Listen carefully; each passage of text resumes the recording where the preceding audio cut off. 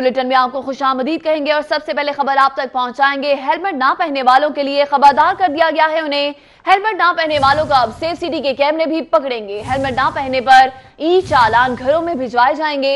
जबकि हाईकोर्ट का हेलमेट ना पहनने वालों के ई चालान घरों में भिजवाने का हुक्म दिया गया है।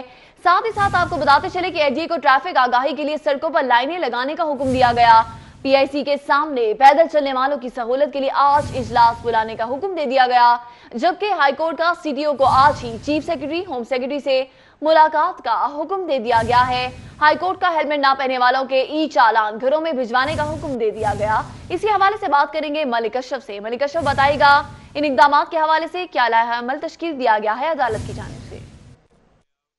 में ट्रैफिक कानून पर अमल दरामद के हवाले से केस की समाअत हुई है। CTO Lahore captain retired Malik Liaquat समेत दीगर अफसरान अदालत में पेश हुए हैं। सीटीओ ने ट्रैफिक कानून पर अमल दरामद के हवाले से रिपोर्ट पेश की, ताहम अदालत इस पर मुतमिन नहीं हुई और करार दिया कि अदालती अहकामात पर मनोअन अमल दरामद नहीं किया जा रहा। अदालत ने हुक्म दिया है कि ट्रैफिक कानून पर अमल दरामद को यकीनी बनाने के लिए नया ट्रैफिक ड्राइविंग लाइसेंस जो है वो मुतारफ़ कराया जाए, जिसमें पॉइंट स्कोरिंग के हिसाब से उस पर अंदराज हो और बार बार ट्रैफिक कानून की खिलाफ वर्जी करने पर वो मनसूख भी किया जाए। इस हवाले से मज़ीद भी बात करते हैं अब्दुल्ला मलिक से, जो कि दरख्वास्त गुजारों के वकील भी हैं, हर समात में पेश भी होते हैं।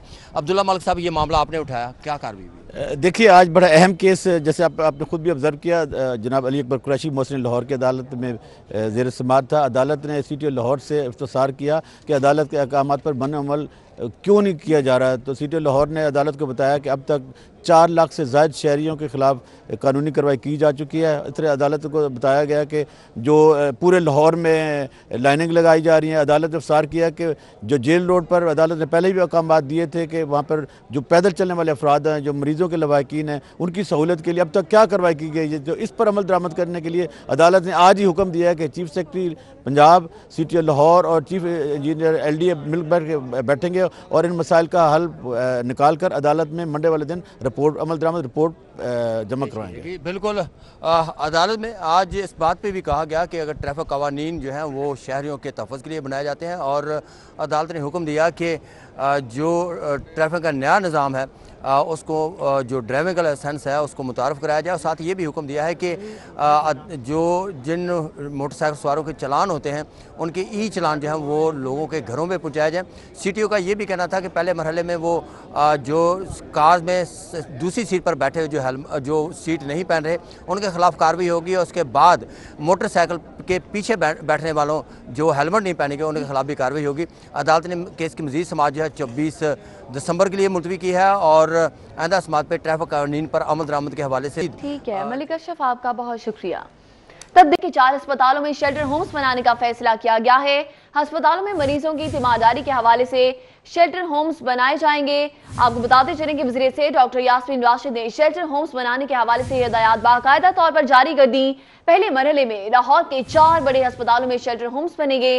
जिन्ना सर्विसेज जनरल अस्पताल और पीआईसी में शेल्टर होम्स बनाए जाएंगे। इसी हवाले से बात करेंगे बसाम सुल्तान से। बसाम सुल्तान, बताइएगा। बिल्कुल, महकमा सेहत की जानिब से तमाम टीचिंग हॉस्पिटल्स के अंदर जो शेल्टर्स हैं लवाहिकीन और मरीज़ों के लिए जो है वो शेल्टर कायम करने के अहकामात जो है वो जारी किए गए हैं। इब्तदाई मरले के अंदर 4 हॉस्पिटल, लाहौर के 4 बड़े हॉस्पिटल जिसके अंदर services hospital, PIC, general hospital और जिना हॉस्पिटल जो है वो शामिल हैं। यहाँ पर शेल्टर होम्स यानी शेल्टर एरियाज जो है वो बनाए जाएंगे जहाँ पर लवाहिकीन और जो मरीज़ हैं वो आकर ठहर सकेंगे। पीआईसी के अंदर ऑलरेडी जो है वो शानदार किस्म के शेल्टर एरिया जो है वो मौजूद हैं। इस वक्त हमारे साथ पीआईसी के एमएस डॉक्टर अमीर मौजूद हैं, उनसे हम गुफ्तगू करेंगे कि सर ये ऑलरेडी शेल्टर्स मौजूद हैं, कितनी कैपेसिटी है हमारे पास, थोड़ा सा इस हवाले से ब्रीफ कर दें। जी, जैसे आप देख रहे हैं हमारे पास ये शेल्टर मौजूद है और यहाँ पे इसकी जो कैपेसिटी है वो तकरीबन 40 के करीब है। और इसके अलावा आपने बाहर भी शेल्टर देखा है, वहाँ पे जो तकरीबन 100 लोगों को हम अकोमोडेट कर सकते हैं। इस शेल्टर के लिए हमने वो एक कंडीशन रखी हुई है कि जो पेशेंट होता है उसका जो कार्ड होता है वो उसको रिकमेंड कर देता है रजिस्ट्रार हमारा, तो वो इसके जो अटेंडेंट है वो रात को दिन के वक्त आके यहाँ पे स्टे कर सकते हैं। बाहर वाला ओपन है, वहाँ पे कोई भी आके स्टे। अच्छा सर, जो बाहर वाला है उसके अंदर साइड वाले एरियाज को कवर करने के लिए कोई इंतजाम किए जा रहे हैं और कितनी उसकी कैपेसिटी है? जी, उसकी तकरीबन 100 के करीब कैपेसिटी है। उसके लिए हमने अभी आज ही हम उसके वो जो चिक्स होती हैं वो या तरपाल उसका हम बंदोबस्त कर रहे हैं ताकि हम रात को वो नीचे कर दें, सर्दी से लोग बच सकें। जी बिल्कुल, यहाँ पर सर्दी से खुसूसी तौर पर बचाव के लिए जो है वो ये अहकाम जारी किए गए थे सूबाई वज़ीर सेहत की जानिब से, और साथ ही साथ सूबाई वज़ीर सेहत की जानिब से जो है वो ये भी कहा गया है कि एक हफ्ते के अंदर इन 4 हॉस्पिटल्स के अंदर जो है वो जो शेल्टर्स हैं उनकी सहूलियात मुकम्मल तौर पर जो है वो मौजूद हों ताकि मरीज और उनके लवाहिकीन को इस सर्दी के मौसम से गया है। देखना ही है कि अमल दरामद कब होगा। बहुत शुक्रिया वसाम सुल्तान। दूसरी जानिब आपको बताएंगे, चाहे हो प्रॉपर्टी खरीदने वाले या हो बड़े बड़े ताजरा, बस कोई भी नहीं पाएगा। अंदरून शहर में प्रॉपर्टी खरीदने वाले लाहौरी ताजरों और सरमायाकारों के टैक्स मामलों की छानबीन का अमल मुकम्मल तौर पर शुरू कर दिया गया है। आपको बताते चले कि एफबीआर की जानिब से कार्रवाई का बाकायदा तौर पर आगाज हो चुका है। एफबीआर ने रिहायशी और कमर्शियल प्रॉपर्टी खरीदने वालों को नोटिस भी जारी कर दिए हैं। शाह आलम रंग महल, मोची, अकबरी मंडी में 202 अफराद को नोटिस मौसूल हो चुके हैं। इस हवाले से एफबीआर की जानिब से किस नौयत की कार्रवाई की जा रही है, जानेंगे रिजवान नकवी से। जी रिजवान नकवी, आगाह कीजिए। एफबीआर ने अकबरी मंडी, शाह आलम मार्केट, रंग मोची गेट समेत अंदरून शहर के मुख्तलिफ इलाकों में प्रॉपर्टी खरीदने वाले 202 सरमायाकारों को नोटिस जारी कर दिए। इस हवाले से एफबीआर ज़राए का कहना है कि साल 2015 और 2016 के दरमियान 202 ऐसे अफराद हैं जिन्होंने प्रॉपर्टीज खरीदी।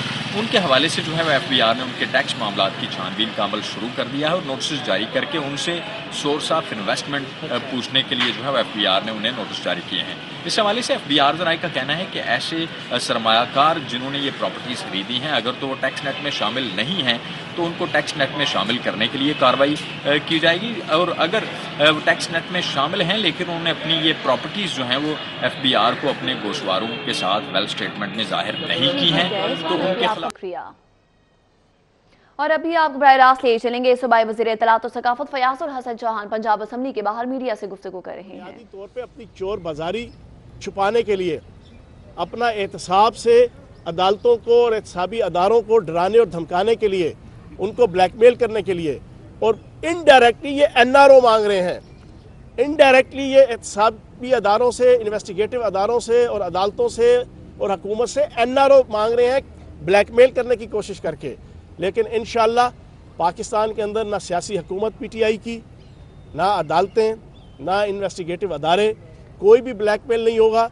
और किसी भी पॉलिटिकल पार्टी ने, जिस बंदे ने भी करप्शन की है, इस मुल्क को लूटा है, इस धरती माँ के साथ बेवफाई की है, सरकारी ख़जाने को लूटा है, उसको जो है एक मंतकी अंजाम तक पहुंचना चाहिए। अच्छा, सूबे के हवाले से कल को मियां शहबाज शरीफ ने कहा है कि बहावलपुर सूबा भी बहाल कर दिया जाए और जनूबी पंजाब सूबा भी जो है बना दिया जाए, हम इसकी हिमायत कर रहे हैं। कि उसने मेरे कत्ल के बाद जफा से तोबा, हाय उस जूद पेशेमा का पेशेमा होना।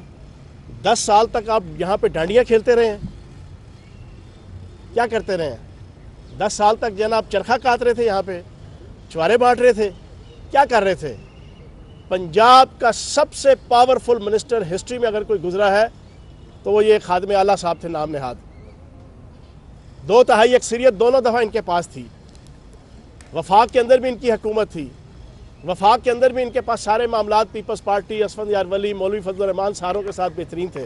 तादाद, नंबर गेम्स, हर हवाले से इनके लिए जो ना फिजिबल था ये वाला काम, जनूबी पंजाब का सूबा बनाने के हवाले से। उस वक्त आप करप्शन का सत्तू पी के, मनी लॉन्ड्रिंग की लस्सी पी के और किक बैग्स के शरबत पी के आप टुन हुए थे, मस्त मलंग हुए थे। उस वक्त तो आपको याद नहीं आया कि जनाब सूबा बनाना है। तो अब आप बड़े जनाब नेकोकार बन के और जनूबी पंजाब के हकूक़ के अलमबरदार बन के आपको याद आ रहा है। लेकिन हम इंशाअल्लाह फ्राम डे फर्स्ट से जनूबी पंजाब सूबे का वादा किया, बावजूद इसके कि मरकज के अंदर और सूबे के अंदर। सूबाई वज़ीर इत्तलात पंजाब असम्बली के बाहर मीडिया से गुफ्तगू कर रहे हैं, जो कि आपने मुलाहिजा की। दूसरी जानिब आपको बताएंगे, city district government boys primary school Sitara colony को बंद करके करीबी स्कूल में बच्चों को शिफ्ट किए जाने के खिलाफ वालिदैन का एहतजाज सामने आया है। और इस हवाले से वालिदैन ने धमकी दी है कि अगर हमारे बच्चों को शिफ्ट किया गया तो फिरोजपुर रोड को ब्लॉक कर दिया जाएगा। आपको बताते चले कि city district government boys primary school Sitara colony को बंद कर दिया गया। जेरे तालीम 250 तलबा को करीबी स्कूल में मुंतकिल करने पर वालिदैन का एहतजाज सामने आया है। इस दौरान वालिदैन का कहना है कि हम अपने बच्चों को दूसरे स्कूल छोड़ने नहीं जा सकते। इसी हवाले से बात करेंगे जुनेद रियाज से। जुनेद रियाज, बताइएगा ये क्या मामला है और वालिदैन के क्या मुतालिबात है अपने बच्चों को लेकर? इस वक्त हम सितारा कॉलोनी में मौजूद हैं और महकमा स्कूल एजुकेशन की जानिब से जो 15 स्कूल मर्ज किए गए हैं और जो 15 स्कूलों को ख़त्म करके करीबी स्कूल में उनको शिफ्ट कर दिया गया है। और इसकी वजह से जो सितारा कॉलोनी के 300 से ज़ायद ख़ानदान हैं जिनके बच्चे जो हैं city district government boys school Sitara colony number 2 में ज़ेर तालीम है, उनको भी यहाँ से शिफ्ट कर दिया गया। और सितारा कॉलोनी नंबर 1 में जो प्राइमरी स्कूल है वहाँ पर कहा गया कि बच्चे वहाँ पर शिफ्ट हो जाएं। और यहाँ पर जो फैमिलीज़ हैं वो यहाँ पर सरापा एहतजाज है। उनका ये कहना है कि जो स्कूल जहाँ पर इसको मर्ज किया गया है वो बहुत दूर है, वहाँ पर वो नहीं जा सकते। और इसी वजह से जो है ये तमाम बच्चे जो कि 300 ख़ानदान हैं ये अब मजबूर हैं कि अपने बच्चों को प्राइवेट स्कूलों में पढ़ाएं। क्या ये अपने बच्चों को प्राइवेट स्कूल में पढ़ा सकते हैं या नहीं, इसी वाले से हम बात करेंगे।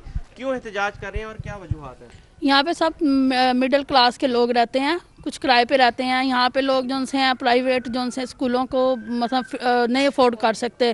गरीब लोग यहाँ पे रहते हैं, गरीब तबके के लोग रहते हैं। जो सी बच्चियाँ 5वीं का इम्तहान देगी, हम उनके लिए परेशान हैं कि वो हाई स्कूल में, अब यहाँ पे हाई स्कूल नहीं है, ये सिर्फ एक मिडिल स्कूल है। अगर इसमें ये भी अगर यहाँ से ले जाएंगे तो छोटे बच्चे किधर जाएंगे? जिन लोगों के छोटे छोटे बच्चे छोटे छोटे स्कूल, घरों के खर्चे मुश्किल से पूरे कर रहे हैं, मजदूर हैं, मजदूरी करते हैं, उसकी वजह से जो है ना हम सब यहाँ पे एहतजाज कर रहे हैं कि भी यहाँ से स्कूल ना ले जाया जाए, बल्कि छोटे बच्चे जो उनसे हैं उनके लिए बहुत परेशानी है। और मसलन कि प्राइवेट स्कूल में वो नहीं पढ़ सकते। जी आपने बात सुनी कि स्कूल जो कि करीबी स्कूल है, कहा यह जा रहा है करीब लेकिन दूर है और यहाँ पर मजबूर हैं। यहाँ पर सारे जो लोग हैं वो मतलब काम करते हैं, मजदूरी करते हैं और सितारा कॉलोनी में ज़्यादातर लोग गरीब हैं और यहाँ पर और भी ख़वातीन। आपका क्या कहना है, कौन सी क्लास में बच्चा पढ़ता है? मेरा बच्चा 2 क्लास में पढ़ता है, एक 1 क्लास में पढ़ता है। हम इतनी दूर अपने बच्चों को भेज नहीं सकते, जो हमारे यहाँ दूर से दूर है। इसलिए हमें यही चाहिए कि हमारे बच्चे यहीं पे पढ़े और इधर हमें हर चीज़ मिलनी चाहिए। ठीक है, हमारे बच्चे हैं वो इतनी दूर कैसे जाएंगे? छोटे छोटे बच्चे और है, गरीब घरानों के हैं। अगर हम बात है आपने मुलाहिजा किया, बहुत शुक्रिया चुनीस रियाज। दूसरी जानिब आपको बताएंगे डॉलर की ऊंची उड़ान और एक मरतबा फिर ओपन मार्केट में डॉलर की कीमत में इजाफा हो गया। डॉलर की कीमत 30 पैसे इजाफे के बाद 139 रुपए 50 पैसे हो गई। ओपन मार्केट में डॉलर 140 रुपए 50 पैसे में फरोख्त हो रहा है, जबकि इंटरबैंक में डॉलर 139 रुपए के हिसाब से देखा जा रहा है। एक मरतबा फिर आपको बताएंगे डॉलर की ऊंची उड़ान ने इस सबको हैरान कर दिया है। डॉलर की कीमत 30 पैसे इजाफे के बाद 139 रुपए 50 पैसे हो गई। और अभी आपको बताएंगे यूटिलिटी स्टोर्स पर चीनी और दालें नायाब हो गई हैं, जिसके बायस शहरियों को खासी मुश्किलात का सामना है। हुकूमत की जानिब से utility stores corporation of Pakistan के बेल आउट पैकेज मिलने के बायस चीनी और दालों के टेंडर्स जारी ना हो सके। इसी हवाले से बात करेंगे हसन अली से। जी हसन अली, बताइएगा। बिल्कुल, शहर में जहां चीनी की कीमत में मुसलसल इजाफा हो रहा है, वहीं पे अगर utility stores corporation of Pakistan की बात की जाए तो शहर के किसी भी यूटिलिटी स्टोर पे चीनी की जो फराहमी है वो नहीं की जा रही। और यूटिलिटी स्टोर्स पे चीनी जो है वो 56 रुपये फ़ी किलो के हिसाब से फ़रोख्त की जा रही थी, लेकिन इस वक्त जो है वो शहर के किसी भी स्टोर पे चीनी दस्तयाब नहीं है। इसी वाले से मज़ीद बात करेंगे। यहाँ पे मेरे साथ सईद साहब जो है मौजूद हैं। जी सईद साहब, बाकी चीज़ें अब आप लोगों की आना शुरू हो गई हैं, लेकिन चीनी जो है अब वो दस्तयाब नहीं है, इसकी क्या वजह है, और क्या उम्मीद है कि कब तक चीनी जो है वो फराहम की जाएगी? बिस्मिल्लाहिर्रहमानिर्रहीम। हमारी जो चीनी, दालें और चावल जो होते हैं ना, इनके बाकायदा टेंडर होते हैं, लेकिन अभी तक हमें गवर्नमेंट की तरफ से जो पैसे मिलने थे वो अभी तक नहीं मिले, जिसकी वजह से हमें चीनी जो है ना वो नहीं मिल रही। बहरहाल बहुत कम जगहों पे थोड़ी बहुत पड़ी है, वो हम शिफ्टिंग करके उससे काम चला रहे हैं। इस वक्त मेरे पास चीनी बिल्कुल नहीं है। कल एक हमारे ऑफिसर आए थे, उन्होंने वादा किया था कि किसी और स्टोर पे पड़ी है, वहाँ से आपको थोड़ी सी चीनी दिलवा देंगे। अब यही काम हो रहा है। जब तक हमें गवर्नमेंट की तरफ से पैसे नहीं मिलते तब तक हमारी वो जो प्रोक्योरमेंट वो सही काम नहीं कर सकती और ना ही कर रही है, क्योंकि फूड आइटम हमारे पास ख़त्म है, वो नहीं है। इसके अलावा काफ़ी ऐसी अशिया हैं जो रोज़मर्रा की ज़रूरत की हैं, वो अभी तक हमें नहीं पहुँच सकी। शुक्रिया जी। जैसे कि मेरे साथ सईद साहब मौजूद थे, उनका यही कहना था कि ठीक है, इनके लिए मैदान सज गया है, तैयारियां मुकम्मल हो चुकी हैं। यूसी 172 की वार्ड नंबर 4 और यूसी 168 की वार्ड नंबर 1 में पोलिंग का अमल जारी है। क्या सूरत हाल है, जानेंगे। राव दिलशाद हुसैन इस वक्त वहां पर मौजूद हैं। जी राव दिलशाद। बिल्कुल जी, शहर की 7 यूनियन काउंसिल्स ऐसी हैं जिनकी वार्ड्स में ज़िमनी इलेक्शन हो रहा है। मुख्तलिफ वजूहात की बुनियाद पर किसी ने रिज़ाइन दिया तो किसी की वफात हुई, तो काउंसिल्स की खाली ये नशिस्तें हैं जिन पर इलेक्शन का इनेकाद किया जा रहा है। आपको बताएं कि हम मौजूद हैं क्वीन मैरी कॉलेज में जो पोलिंग स्टेशन बना, यूनियन कौंसिल 172 की वार्ड नंबर 4 के लिए यहाँ पर मर्दों और ख़वातीन के लिए अलग अलग पोलिंग बूथ जो है वो बनाए गए हैं। पोलिंग स्टेशन एक ही है लेकिन अलग अलग जो फैसिलिटी है वो दी गई है, जबकि तमाम तर जो अमल है इलेक्शन का उसकी निगरानी कर रहे हैं डिस्ट्रिक्ट इलेक्शन कमिश्नर तनकीर इकबाल साहब, वो भी हमारे साथ मौजूद हैं, इनसे भी बात करेंगे। और पहले हम आपको प्रोसेस दिखाते हैं कि किस तरह से पोलिंग एजेंट्स के बाद यहाँ से लोग आएंगे और अपना यहाँ जो वोट है निशान वाली पर्ची लेंगे और उसके बाद सीक्रेटली उसके बॉक्स के पीछे जाएंगे। ये वोट कास्ट यहाँ पर आप देख सकते हैं कि लोग वोट भी कास्ट कर रहे हैं और ये अमल सुबह से शुरू हुआ जो 5 बजे तक जारी रहेगा। तो इकबाल साहब से बात करनी है, कुछ सवालात हैं ऐसे जो शफाफियत के हवाले से। क्योंकि साहब कुछ अरसे से ऐसा हुआ है कि एक्सेस का इशू रहा है, एक्सेस नहीं दी जा रही किसी न किसी वजह से, खासतौर पर मीडिया को। इसमें कदर हर्ज क्या है अगर मीडिया को एक्सेस हो गया? एक्चुअली जो मेरा नॉलेज है, ये जहाँ तक मैंने इसको ऑब्जर्व किया है, कोई ऐसी कदर नहीं है। मीडिया को एक्सेस है लेकिन उस हद तक जैसे सिक्रेसी ऑफ बैलेट जो है ना वो आपके टेम्पर ना हो, ठीक है। अदरवाइज़ आप पिक्चराइजेशन करना चाहें, उसकी आप कवरेज करना चाहें तो उसमें कोई कदर नहीं है, आप पूरी कवरेज भी कर सकते हैं लेकिन सिक्रेसी ऑफ बैलेट और अगर क्या ही अच्छा हो अगर गेट पे खड़े तमाम पोलिंग स्टेशन का।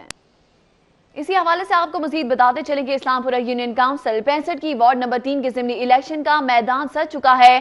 सुबह 8 बजे पोलिंग का अमल शुरू हुआ है जो कि शाम 4 बजे तक जारी रहेगा। कैसे इंतजामात है और शफाफियत का किस हद तक ख्याल रखा जा रहा है, जानेंगे। अबू बकर शेख इस वक्त वहां पर मौजूद हैं। जी अबू बकर। जी, इस्लामपुरा का इलाका यूनियन काउंसिल 65 की वार्ड नंबर 3 के ज़िमनी इलेक्शन का जो मैदान है वो आज सज चुका है। पोलिंग का अमल सुबह 8 बजे शुरू हुआ जो कि बगैर किसी वक्फे के शाम 4 बजे तक जारी रहेगा। यूनियन काउंसिल 65 की वार्ड नंबर 3 की काउंसिलर की सीट के ये इलेक्शन है। पाकिस्तान मुस्लिम लीग नून के राना सुलेमान मेरे दाएं तरफ मौजूद हैं और पाकिस्तान तहरीक इंसाफ के अजीम उर रहमान मेरी बाएं तरफ मौजूद हैं। शहरियों का क्या टर्नआउट देख रहे हैं, जो जहाँ पे वोटर्स की तादाद है वो 3444 बताई जा रही है। मेरे साथ यहाँ पे मुस्लिम लीग नून के रहनुमा पहले मौजूद है जो कैंडिडेट है, उनसे बात करेंगे। बताइएगा जी राना साहब, शहरियों का टर्नआउट अभी कैसा देख रहे हैं? वर्किंग डे होने के बावजूद आपने फिर भी यहाँ पे काफ़ी बंदे वोटर्स की जो आमद है वो शुरू हो चुकी है, क्या कहेंगे इस हवाले से? टर्नआउट वर्किंग डे की वजह कुछ कम है लेकिन उम्मीद है कि ये जो जुमे के बाद निकलेंगे लोग और साथी खूब काम कर रहे हैं।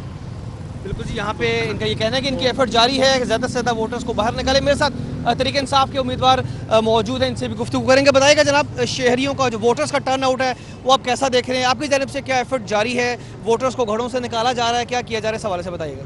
टर्नआउट थोड़ा सा कम इस वजह से कि एक तो वर्किंग डे में इलेक्शन उन्होंने अनाउंस हो गया हुआ है, लेकिन उसके अलावा ये है कि जो आपके महल्लेदार है प्यार करते हैं वो जौक दर जौक आ भी रहे हैं। कुछ को उठाना भी पड़ रहा है, तंग भी करना पड़ रहा है, लेकिन माशाल्लाह बहुत अच्छा टर्नओवर जा रहा है। बिल्कुल जी, वर्किंग डे होने की वजह से टर्नआउट की जो अबू बकर शेख आपका शुक्रिया। दूसरी जानिब खबर आप तक पहुंचाएंगे। मनशिया स्मगलिंग केस के हवाले से गैर मुल्की हसीना को अदालत पेश कर दिया गया है। इस मौका पर उनका कहना है कि इस बार क्रिसमस नहीं मनाऊंगी, क्रिसमस का दिन सोकर गुजारूंगी और रोती रहूंगी। ट्रेसा अलिस्वा की जानिब से ये कहा गया है, खासी गमजदा है। मनशिया स्मगलिंग केस के हवाले से आपको बताते चलेंगे गैर मुल्की मॉडल के खिलाफ केस की समाअत एक मरतबा फिर कल तक के लिए मुलतवी कर दी है। और इस मौका पर ट्रेसा अलिस्वा का कहना है कि इस बार क्रिसमस नहीं मनाऊंगी, क्रिसमस का दिन सोकर गुजारूंगी और रोती रहूंगी। मनशियात केस के हवाले से आपको बताते चले कि गैर मुल्की मॉडल के खिलाफ केस की समाअत एक मरतबा फिर मुलतवी कर दी गई है। इस हवाले से उनका मजीद क्या कहना था ये आपको सुनवाते हैं।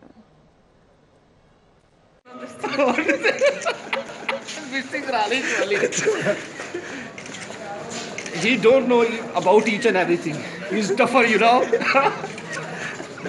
Shut up. Hi, Teresa. Oh my God. कभी लेस्को से खबर आप तक पहुंचाएंगे जहां पर करंट लगने के वाकयात से बचाव के हवाले से मेगा प्रोजेक्ट है जिस पर काम शुरू कर दिया गया है। लेस्को के ट्रांसमिशन और डिस्ट्रीब्यूशन सिस्टम को अंडरग्राउंड करने का फैसला किया गया है, जबकि आपको बताते चले कि सिस्टम को अंडरग्राउंड करने के हवाले से 86 अरब का तखमीना लागत लगाया गया। लेस्को वर्ल्ड बैंक के ताउन से मंसूबा पाया तकमील तक पहुंचाएगी। इसी हवाले से बात करेंगे शाहिद सिप्रा से। जी शाहिद सिप्रा, बताइएगा प्रोजेक्ट के हवाले से भी और ये भी बताइएगा इस पर अमल दरामद कब से होगा? शहर को करंट लगने के वाकयात से पाक करने के लिए लाहौर इलेक्ट्रिक सप्लाई कंपनी की जानिब से मेगा प्रोजेक्ट पर काम शुरू कर दिया गया है और ये तजवीज़ ज़ेर गौर आई है कि शहर के जितने भी ट्रांसमिशन और डिस्ट्रीब्यूशन सिस्टम है उसको अंडरग्राउंड किया जाए तो उस पर कितनी लागत आएगी। तो इब्तदाई तौर पर जो मनसूबा बनाया गया है और जो प्लानिंग सामने आई है उसके मुताबिक लेस्को की जानिब से 132 kV और इसके साथ साथ 11 kV की जो डिस्ट्रीब्यूशन लाइन है और ट्रांसमिशन लाइन्स हैं उनको ज़ेर ज़मीन करने के लिए 86 अरब रुपए जो है वो लागत लगाई गई है और ये कंपनी खुद अदा नहीं कर सकेगी। जिसके बाद लेस्को की जानिब से ये फैसला किया गया है कि इस केस को बनाकर और जो प्रोजेक्ट है उसकी तमाम तजावीज़ को सामने रखकर इसको बोर्ड ऑफ डायरेक्टर्स में भिजवाया जाएगा और बोर्ड ऑफ डायरेक्टर्स के थ्रू इसको वजारत पावर डिवीजन को भिजवाया जाएगा। अगर वजारत पावर डिवीजन इस पर काम करती है और किसी भी बैंक जिस तरह एशियाई तरक्याती बैंक है या वर्ल्ड बैंक के ताउन से एनर्जी के बेशतर प्रोजेक्ट जो है मुकम्मल किए जाते हैं, तो अगर किसी बैनुल अक़वामी बैंक की अगर उनको इमदाद मिलती है और उनके ताउन से अगर प्रोजेक्ट को मुकम्मल किया जाता है तो 86 अरब रुपए की लागत से लाहौर इलेक्ट्रिक सप्लाई कंपनी शहर का जितना भी ट्रांसमिशन और डिस्ट्रीब्यूशन सिस्टम है इसको अंडरग्राउंड करने में कामयाब हो जाएगी। Otherwise Lahore electric supply company अगर अपनी मदद आपके तहत इस प्रोजेक्ट को मुकम्मल करना चाहे तो वो उसमें नाकाम ठहरेगी, क्योंकि जो 2 ज़राए से शहर को बिजली फराहम करने का मनसूबा बनाया गया था जिसमें सनी व्यू को करतबा ग्रिड और करतबा ग्रिड को मैकलोड रोड और मैकलोड रोड से मोची ग्रिड से मिलाया गया था। इस पर जो अंडरग्राउंड केबल बिछाई गई थी 132 kV थी उस पर 1 अरब रुपए लागत आई थी। इस तरह लाहौर इलेक्ट्रिक सप्लाई कंपनी के शहर में 42 ग्रिड स्टेशन है और दीगर जो ट्रांसमिशन और डिस्ट्रीब्यूशन सिस्टम है इसको अगर अंडरग्राउंड किया जाएगा तो इब्तदाई तौर पर 86 अरब रुपए की लागत आएगी। इसमें ना सिर्फ Lahore electric supply company involve होगी बल्कि उसके साथ साथ जो बिल्डिंग डिपार्टमेंट है, जो हाईवे और शहर की जो डिस्ट्रिक्ट गवर्नमेंट है बिलखसूस वो इन्वॉल्व होगी, क्योंकि जो जितने भी मेन शाहरा हैं उसकी सराउंडिंग में अंडरग्राउंड सिस्टम को बिछाकर इस मंसूबे को पाया तकमील तक पहुँचाया जाएगा। तो तहम लेस्को की जानिब से बाज़ाब्ता तौर पर इस पर काम शुरू कर दिया गया है ताकि डिस्ट्रीब्यूशन और ट्रांसमिशन सिस्टम को ज़ेर ज़मीन बनाकर ना सिर्फ शहर के जो हुस्न है उसको बेहतर बनाया जा सकेगा बल्कि उसके साथ साथ जो करंट लगने के वाकयात रूनुमा होते हैं या फिर टेक्निकल लॉस की मदद में कंपनी को सालाना अरबों रुपए बर्दाश्त करना। आपका बहुत शुक्रिया। एक तरफ लेस्को ने मेगा प्रोजेक्ट पर काम शुरू कर दिया तो दूसरी जानिब तब्दीली सरकार ने तरक्याती बजट के लिए तमाम सूबाई महकमों को नई पॉलिसी बनाने के अहकाम जारी कर दिए। नया बजट 30% नए तरक्याती मंसूबों पर मुश्तमिल होगा। आपको बताते चले कि नया साल नया बजट है। हुकूमत ने नए माली साल के बजट की तैयारियां शुरू कर दी हैं। अली रामे से जानेंगे। अली रामे बताएगा क्या नई तब्दीलियां होंगी नए माली साल के बजट में। जी बिल्कुल, हुकूमत पंजाब की तरफ से अब नए अहकाम जो जारी किए गए हैं उनमें ये बात सामने आई कि आइंदा 2019-20 का जो डेवलपमेंट सेक्टर्स का प्रोजेक्ट होगा उसमें जो तरक्याती मनसूबाजात होंगे सिर्फ 30% नए मनसूबाजात शामिल किए जाएंगे, जबकि 70% जो ऑन गोइंग प्रोजेक्ट्स चल रहे हैं उनको ही मुकम्मल किया जाएगा।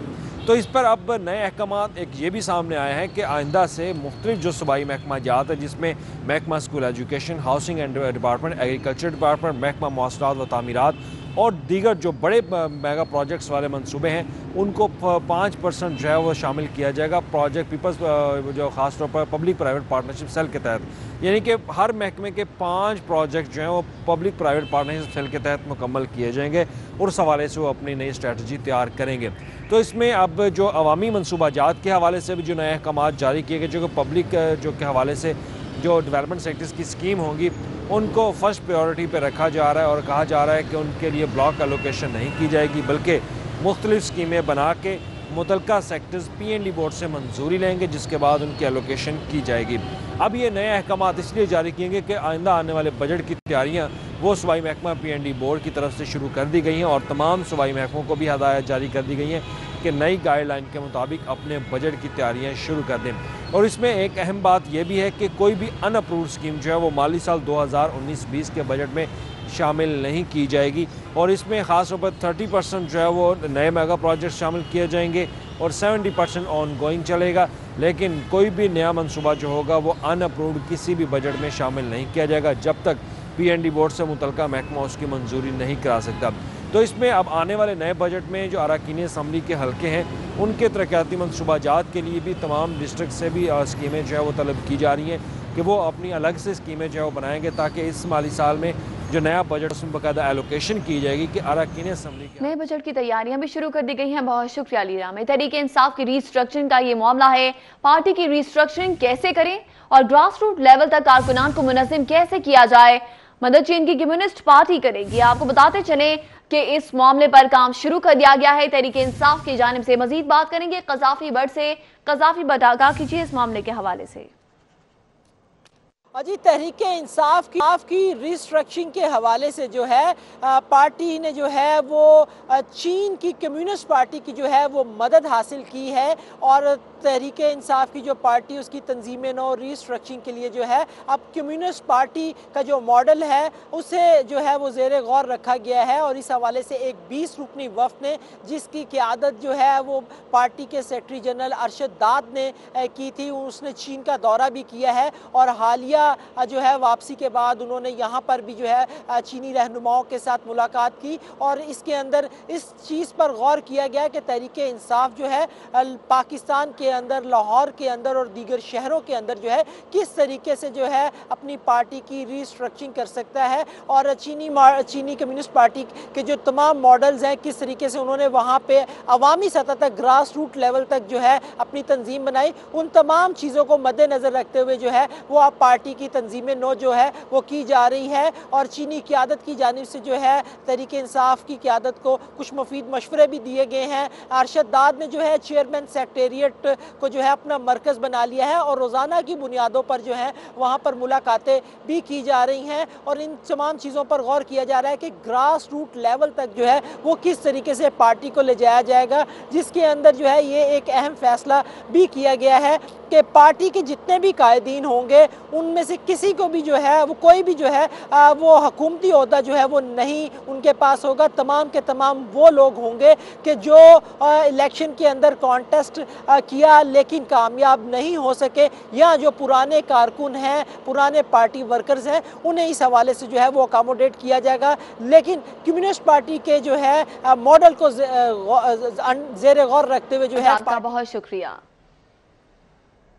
और अभी आपको बताएंगे chairman NAB justice Javed Iqbal NAB office पहुंच गए। Justice retired Javed Iqbal NAB office में इजलास की सदारत करेंगे और साथ ही साथ आपको बताते चलें कि DG NAB Shahzad Saleem cases पर चेयरमैन को ब्रीफिंग देंगे। मुख्तलिफ अहम उमूर हैं नैब से मुतालिक जो कि इस इजलास में ज़ेरे बहस लाए जाएंगे, जो कि जस्टिस रिटायर्ड जावेद इकबाल की ज़ेरे सदारत नैब ऑफिस में हो रहा है। आपको बताते चलें कि chairman NAB justice Javed Iqbal NAB office पहुंच गए हैं। Justice retired Javed Iqbal NAB office में इजलास की सदारत करेंगे। DG NAB Shahzad Saleem cases पर चेयरमैन को ब्रीफिंग देंगे और मुख्तलिफ उमूर है जो कि ज़ेरे बहस लाए जाएंगे। और अभी एहतसाब अदालत से खबर आप तक पहुंचाएंगे जहां पर आशियाना इकबाल स्कैंडल केस पर समाअत के हवाले से आपको बताते चलें कि शहबाज शरीफ, फवाद हसन फवाद हाचीमा के जुडिशल रिमांड में 13 रोज की तौसीक कर दी गई। आशियाना इकबाल का ज़िम्नी रेफरेंस दायर न करने पर अदालत का इजहार बरहमी भी सामने आया है, जबकि आशियाना इकबाल का रेफरेंस ताहाल दायर क्यों नहीं किया गया, प्रोसिक्यूटर की जानिब से इस्तफसार किया जा रहा है। शहबाज शरीफ फवाद हसन फवाद के खिलाफ 2 रोज में रेफरेंस दायर करेंगे। प्रोसिक्यूटर की जानिब से ये दलाइल दिए जा रहे हैं, जबकि अदालत का मुल्जिमान को 3 जनवरी को दोबारा पेश करने का हुक्म दिया गया है। क्या कार्रवाई की जा रही है जानेंगे। यावर चौधरी ने हमें ज्वाइन किया है। जी यावर चौधरी। जी बिल्कुल, आज एहतसाब अदालत में जो वो आशियाना इकबाल स्कैंडल में गिरफ्तार जो साबिक वज़ीर आला पंजाब शहबाज शरीफ, अहद चीमा और साबिक प्रिंसिपल जो सेक्रेटरी हैं फवाद हसन फवाद के जुडिशल रिमांड में जो वो 3 जनवरी तक जो वो तौसीक कर दी है नैब की जानिब से। जो वो अहद चीमा के जो उनका जो रेफरेंस है वो अदालत में पेश कर दिया गया है, जबकि फवाद हसन फवाद और साबिक वज़ीर आला पंजाब शहबाज शरीफ के खिलाफ जो रेफरेंस है वो अभी तक ताहाल अदालत में पेश नहीं किया गया, जिस पर अदालत ने इस्तफसार भी किया और नैब की जानिब से यकीन दहानी भी करवाई गई है कि आइंदा 1-2 रोज़ में जो रेफरेंस है जो है वो अदालत में पेश कर दिया जाएगा। आज इस वक्त हमारे साथ जो है वो साबिक वज़ीर आला पंजाब शहबाज शरीफ और अहद चीमा के वकील अमजद परवेज़ जो हमारे साथ मौजूद हैं। हम इनसे आज की अदालती कार्रवाई के हवाले से जानते हैं। जी सर, बताइएगा आज जो वो इन मुल्ज़मान के जो वो जुडिशल रिमांड में 13 रोज़ तक जो वो तौसीक कर दी है, 3 जनवरी को दोबारा पेश किया जाएगा। क्या वजह अभी तक जो रेफरेंस जो है वो साबिक वज़ीर आला पंजाब और जो वो फवाद हसन फवाद का जो वो रेफरेंस नहीं पेश किया, जबकि अहद चीमा के जो रेफरेंस की कॉपियाँ जो है वो भी फराहम कर दी गई हैं। तो आप हमें आज की अदालती कार्रवाई के हवाले से बताइए क्या वजह कि इस केस को लटकाया जा रहा है। देखिए जी, मैंने अर्ज़ किया आपसे कि नैब के किसी भी मुकदमे को फ़ाइल करने के लिए जो बुनियादी चीज़ है वो ये है कि ये मुकदमात सिर्फ उसी सूरत में फ़ाइल हो सकते हैं जब किसी ने अपनी अथॉरिटी को मिसयूज़ करके कोई माली फ़ायदा लिया हो या अपनी अथॉरिटी को मिसयूज़ करके किसी को माली फ़ायदा दिया हो। ये ऐसा केस है जिसमें मियाँ शहबाज शरीफ साहब की ज़ात के बारे में आज तक सफ़ा मिसल पे कोई ऐसी शहादत नहीं आई जो ये जाहिर करती हो कि मियाँ साहब ने अपनी किसी अथॉरिटी को मिसयूज़ करके कोई ज़ाती फ़ायदा लिया है। ना ही सफ़ा मिसल पे कोई ऐसी शहादत है जिससे ये साबित हो कि मियाँ साहब के किसी इकदाम की वजह से सरकार को कोई नुकसान पहुँचा है या किसी शख्स को कोई नाजायज़ माली फ़ायदा हुआ है। इन हालात वाक़यात में लगता है कि देखिए, मियाँ साहब को पहले दफ़ा इस केस में जनवरी 2018 में बुलाया गया था। आज 1 साल मुकम्मल होने को है और नैब उनके ख़िलाफ़ किसी भी तरह का काबिल ज़िक्र शहादत सफ़ा मिसल पे नहीं ला सका। तो अब तक रेफरेंस फ़ाइल, और फिर दूसरी बात ये आप सब जानते हैं कि डीजी नैब लाहौर जो है वो तकरीबन कुछ 6 टीवी चैनल्स पे ये कह चुके हैं कि जी इसी साल नवंबर के आखिरी हफ्ते में आशियाना का रेफरेंस मियाँ शहबाज शरीफ साहब के ख़िलाफ़ फ़ाइल हो जाएगा। आज हम दिसंबर के हफ्ते में आ गए हैं। अदालत में कोई माकूल जवाब तो वो पेश नहीं कर सके फ़ाइल ना करने का, लेकिन उन्होंने आज अदालत के सामने ये कहा है कि जी हम अगले 2-3 रोज़ में जो है वो रेफरेंस फाइल कर क्या दलाल दिए जा रहे हैं प्रोसिक्यूटर की जानिब। बहुत शुक्रिया यावर चौधरी, आपने हमें इस हवाले से अपडेट किया। दूसरी जानिब आपको बताएंगे पैरागॉन हाउसिंग सोसाइटी के डायरेक्टर कैसर अमीन बट के केस पर समाअत हुई है। जज नजमुल हसन ने कैसर अमीन बट के जुडिशियल रिमांड में 3 जनवरी तक की तौसीह कर दी। अदालत ने मुलजिम को 3 जनवरी को दोबारा पेश करने का हुक्म दे दिया। कैसर अमीन बट अपना बयान रिकॉर्ड करवा कर वादा मुआफ गवाह बन चुके हैं।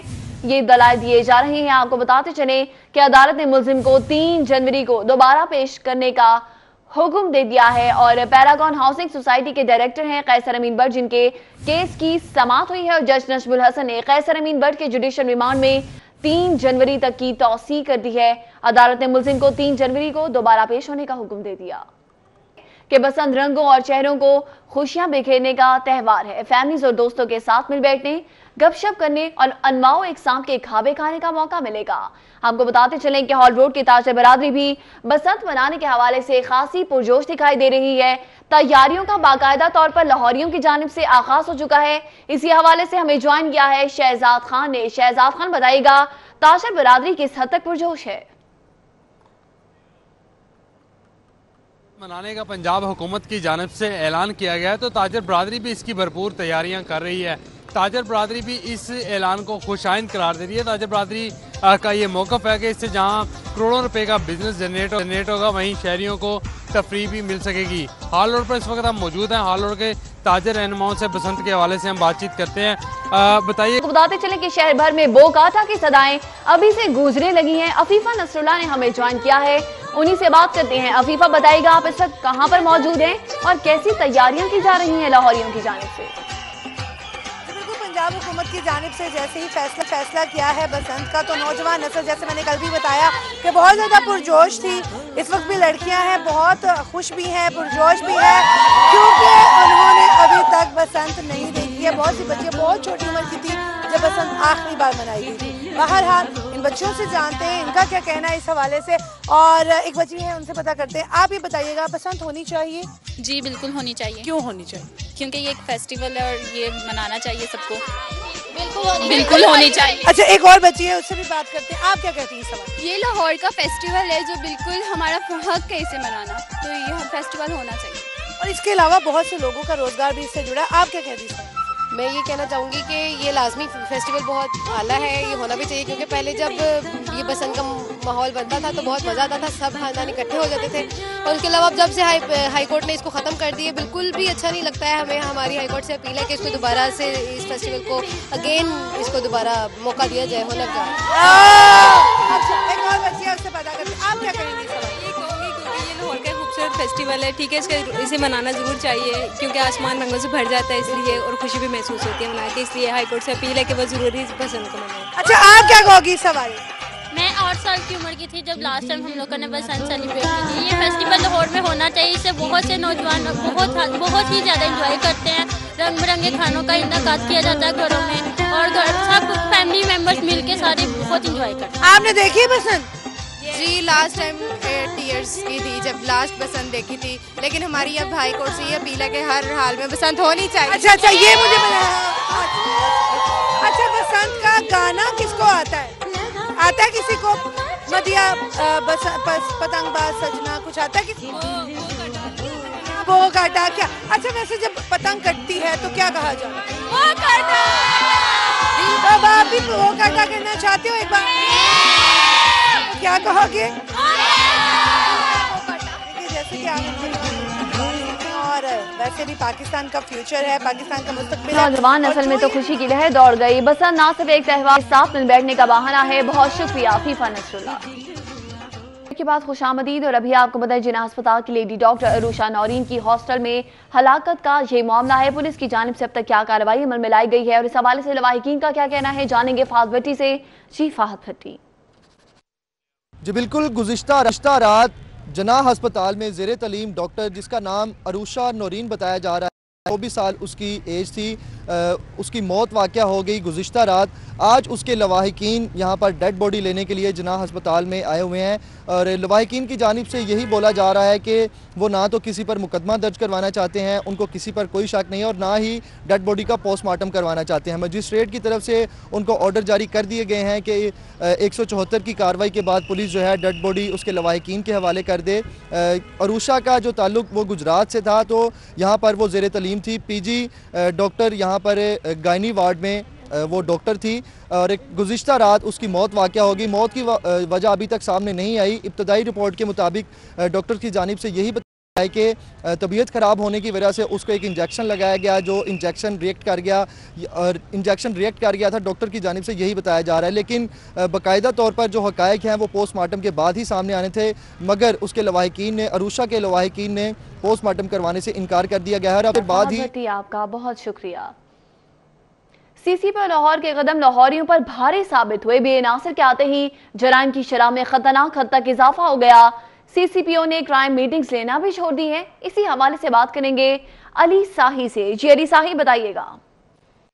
जी बिल्कुल, सीसीपीओ लाहौर बशीर अहमद नासर लाहौर पुलिस के लिए और लाहौर की आवाम के लिए उनका पाँव जो है वो भारी साबित हुआ है। जब से उन्होंने लाहौर पुलिस के कमांडर की हैसियत से यहाँ पे चार्ज संभाला है, तब से शहर में चोरी, डकैती, कत्ल, अगवा बराए तावान और दीगर जो संगीन जराइम की वारदातें हैं उनमें ख़तरनाक हद तक इजाफा हुआ है। इसकी एक बड़ी वजह यह है कि ना तो वो अफसरान के साथ मीटिंग करते हैं, ना ही वो फील्ड में जाते हैं, जिसकी वजह से जो अफसरान जो मुतलका SHOs हैं या SDPOs हैं वो भी क्राइम पर काबू पाने पर फोकस नहीं करते। अगर अदाद-ओ-शुमार की बात की जाए तो जून से लेकर अब तक शहर में 35% जो जराइम में इजाफा हुआ है। इसमें सबसे जो ख़तरनाक हद तक इजाफा है वो गाड़ियों की चोरी की वारदातों का इजाफा है, जिसमें अगर 2017 की बात की जाए तो इन 6 माह के दौरान सिर्फ 2600 गाड़ियाँ और मोटरसाइकिलें चोरी हुई, जबकि रवां साल 6 माह के दौरान जब से सीसीपीओ लाहौर ने चार्ज संभाला है 4180 के करीब गाड़ियाँ और मोटरसाइकिलें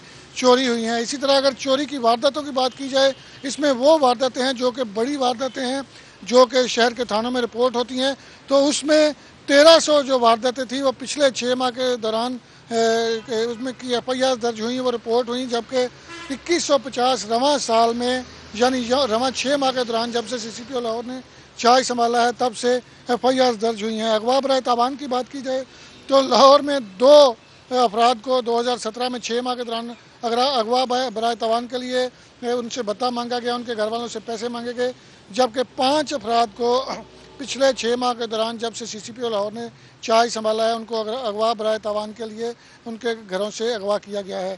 बात की जाए डकैती मर्डर की तो 8 जो डकैती मर्डर थे वो 2017 में आखिरी 6 माह के दौरान हुए, जबकि सीसीपीओ लाहौर ने जब से यहाँ पे चार्ज संभाला है तो 10 डकैती मर्डर की वारदातें शहर में रूनुमा हो चुकी हैं। डकैतियों की बात की जाए और ये डकैती ऐसी डकैती होती है जिसमें 5 या इससे ज़्यादा डाकू मुलव्वस होते हैं। 5 डाकुओं से जो बड़ी वारदात है उसमें 2017 में 19 वारदातें हुई, जबकि 2018 में 21 ऐसी वारदातें अभी तक रूनुमा हो चुकी हैं। अगर इदाद-ओ-शुमार के मुताबिक ये चीज़ वाज़ह हो रही है कि सीसीपीओ लाहौर की पुलिसिंग में दिलचस्पी नहीं रखते, वो सिर्फ अपनी ड्यूटी करते हैं। वो सुबह 9 बजे दफ्तर आते हैं और 5 बजे रवाना हो जाते हैं। ना ही वो लोगों के मसाइल सुनते हैं, ना ही वो किसी को सीसीपी ऑफिस में मिलते हैं। यानी लाहौर का कमांडर जो है, जो लाहौर की आवाम का सबसे बड़ा खिदमतगार होना चाहिए, वो लाहौर की आवाम से दूर है, जिसकी वजह क्राइम में आपका बहुत शुक्रिया।